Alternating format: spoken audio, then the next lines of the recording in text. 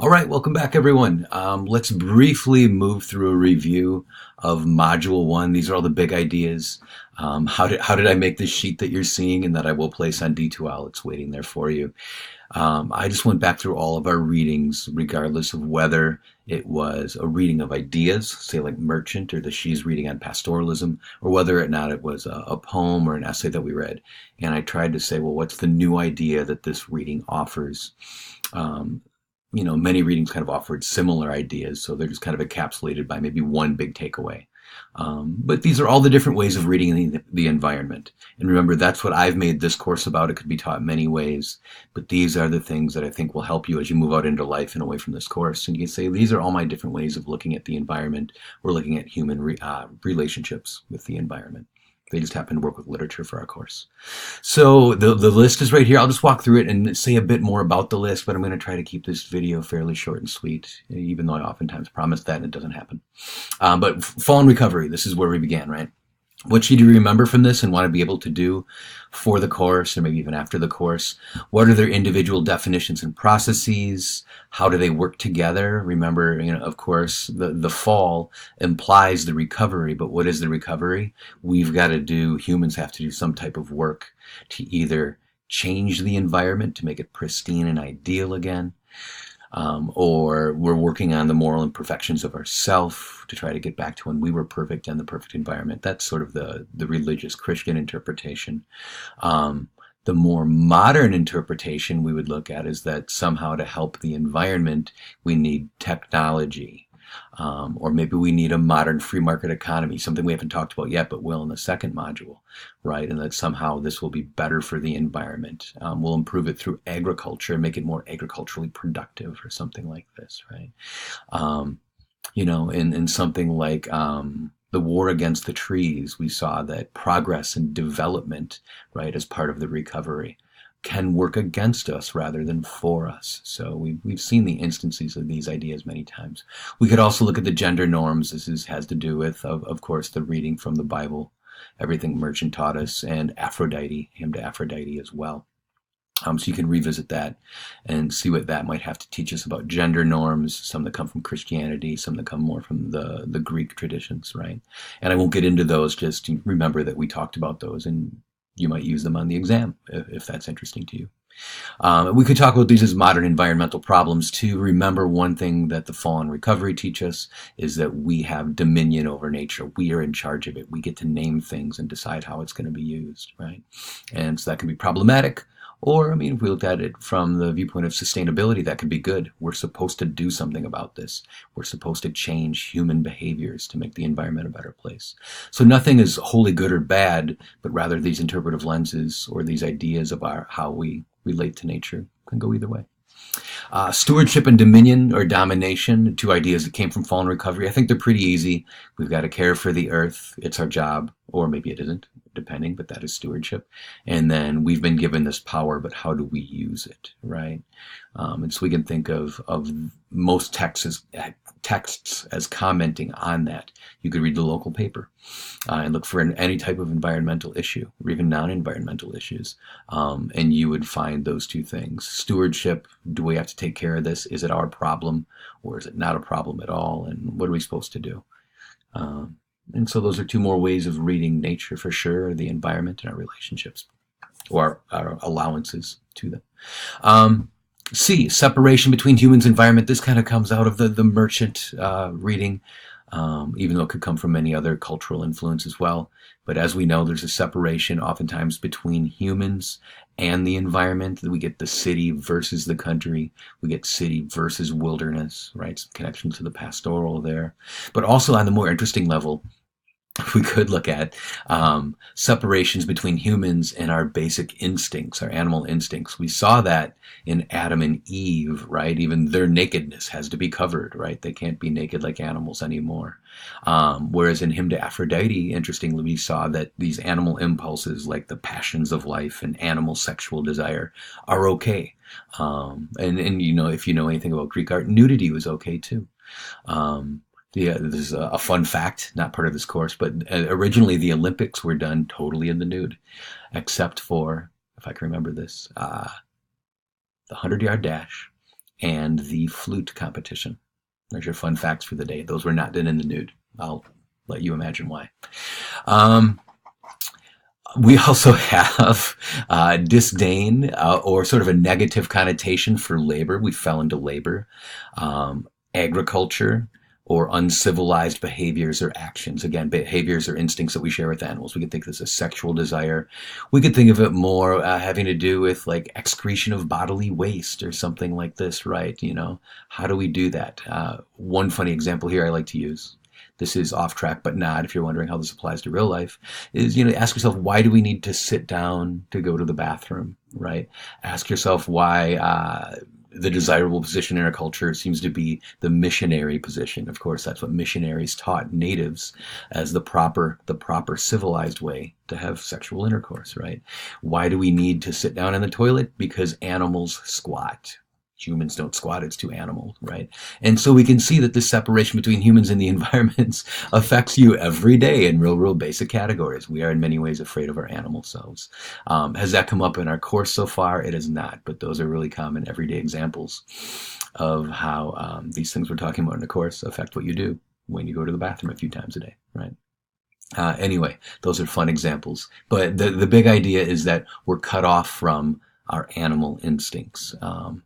And, you know, if you want to look at this in a more multidisciplinary way that goes beyond this course into maybe what some of you do, we ask ourselves, what happens, let's say my wife is a therapist. So one thing she deals with is people who aren't allowed to express their emotions. Maybe their parents didn't let them to. Maybe our society doesn't let us. That is, men can't cry, men can't show weakness.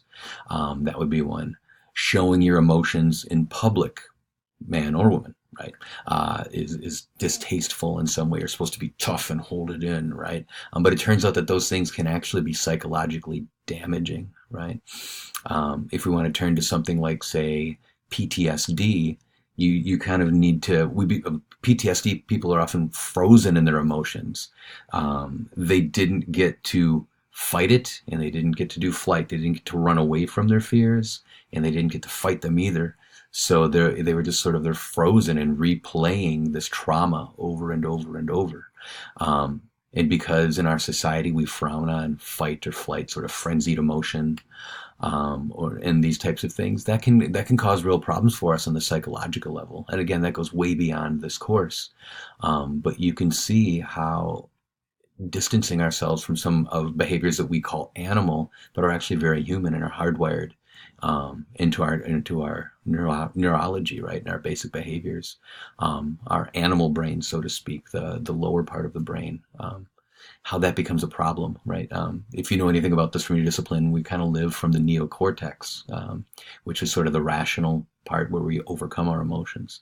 But it turns out that healthy individuals need some type of a balance between their more primal impulses, and a lot of the trauma in humans comes from not being able to in some way express those animal impulses in some way. Does that mean we have to act like animals? No, absolutely not. But we need to find a healthy human way to do those things. And oftentimes to be civilized, so to speak, works against those type of releases that we need, right?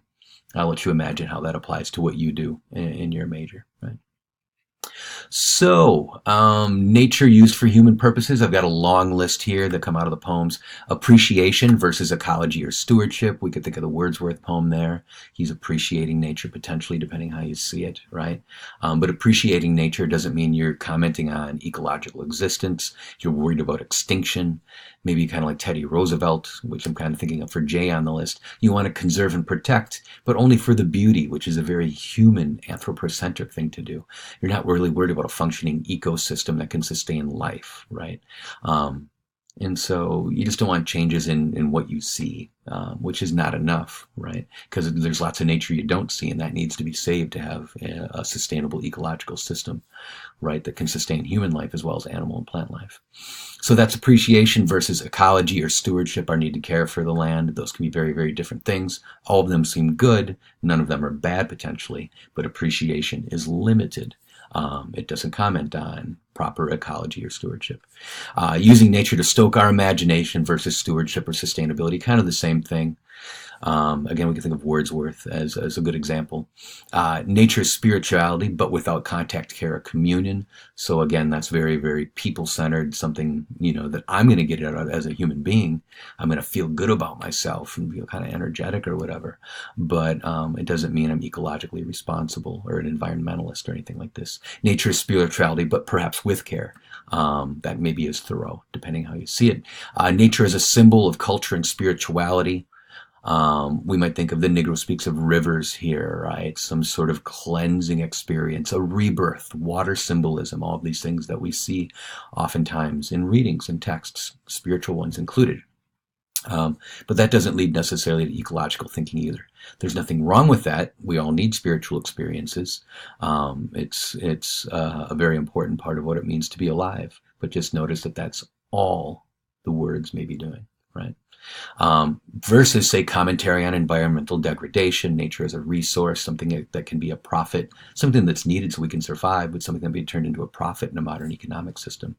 Nature observed scientifically, again, with no statements, activist statements, spiritual statements, no statements toward it as a resource or profit or anything like this, just weighing and measuring it, right? We can do that, but we probably need to move toward one of the other poles to have a relationship with it. Nature is indifferent to human action came up in the course a lot, that humans will be outlasted by nature, reabsorbed by nature. That could also be nature as a potentially deadly force that can overwhelm us easily. Some of the adventure survival stuff that we read certainly has that connotation of nature as indifferent to human action. Stewardship as difficult. I'm thinking of traveling in the dark here. It's a problem for us. We don't know what to do. There's so many possibilities. And I mentioned conservation and protection, but it can be for human reasons, not for ecological reasons. The pastoral, you've got basic definitions. This is the preference for country life over city life.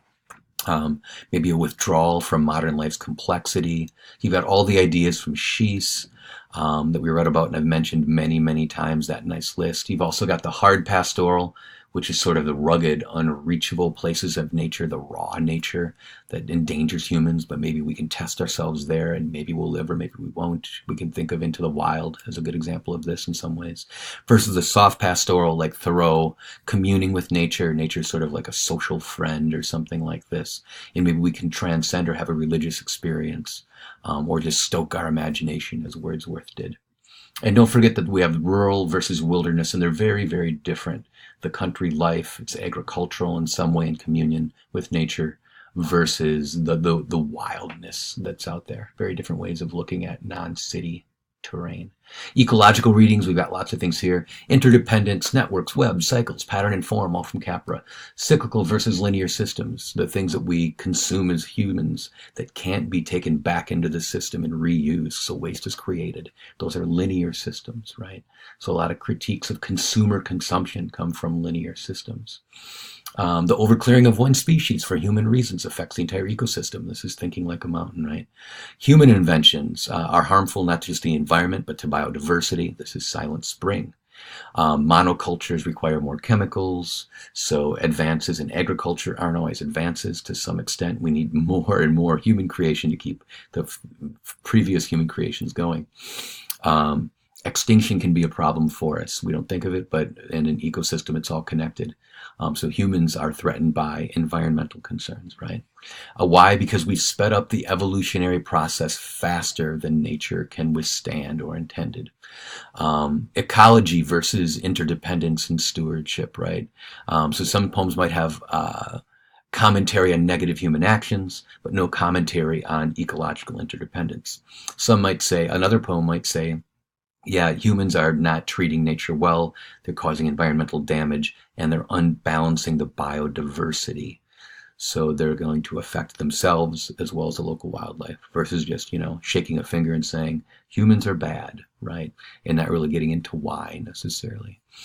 So poems could do both of those, or any text. I keep saying poems, but any text could do both of those, including, again, newspaper articles or National Geographic articles or whatever it might be. Humans not fitting in with their environment, that kind of goes along with it.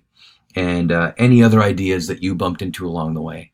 I couldn't even capture all the things that might have come out of all the poems in the previous videos, but this is a nice list of all the different ways that we can get into the nitty-gritty details of how we should evaluate any text on nature.